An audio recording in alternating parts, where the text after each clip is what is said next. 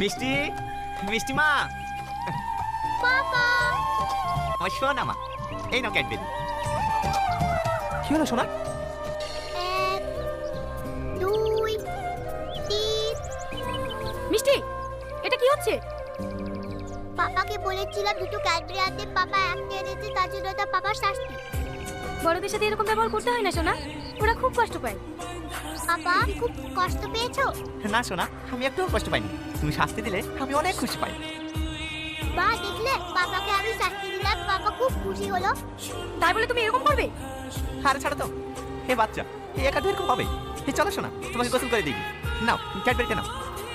Tony, তোমার সাথে আমার কিছু কথা ছিল। হ্যাঁ বলো। কালকে শাকিল বাড়ি আসছে। শাকিল বাড়ি আসছে?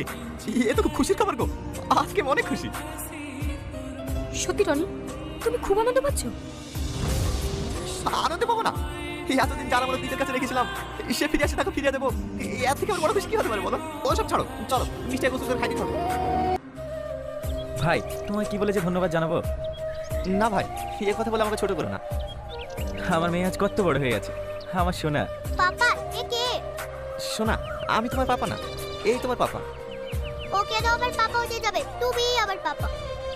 কিছু মনে করো না ভাই, ও বাচ্চা তো, এ এখনো কিছু বুঝতে পারেনি।